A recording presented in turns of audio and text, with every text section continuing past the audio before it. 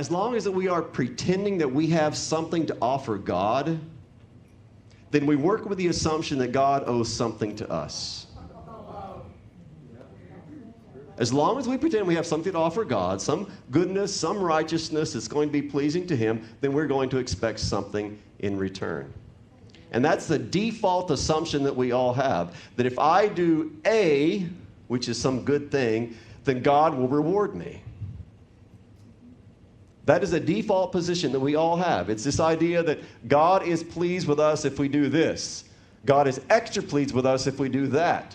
So we set up these standards that we think are going to in some way make God happy and then make God turn and bless us. And so that's the assumption that David was working with. It's the assumption that we all work with.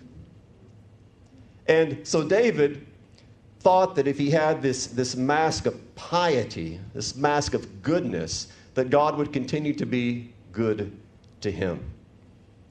But it wasn't for real. It was a mask. It was that which he was hiding behind. And that's the mask that he wore in front of Bathsheba. It's a mask he wore in front of Uriah. It's a mask that he wore in front of the whole nation of Israel. And masks are a big problem in the church.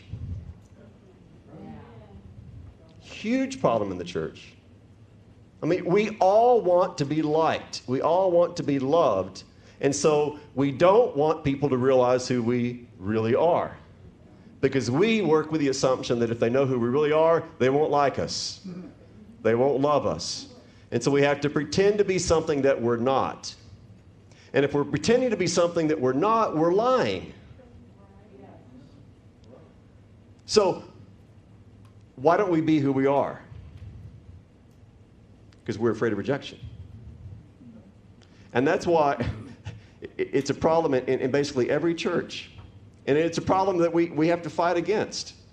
To take off the mask. To quit pretending that we're something that we're not, in order that we might actually be able to bear each other's burdens. If I claim that I don't have any burdens, you don't have anything to bear.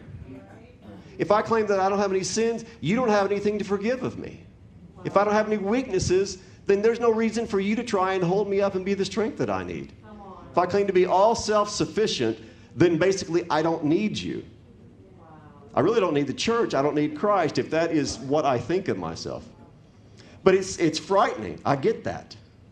It's frightening to take off the mask and say, you know what, this is who I am. I'm an addict. I'm an alcoholic. I'm addicted to porn. I've been involved in all sorts of sexual sins. I've done this, I've done that, whatever it is. We're frightened to do that because we're afraid of rejection.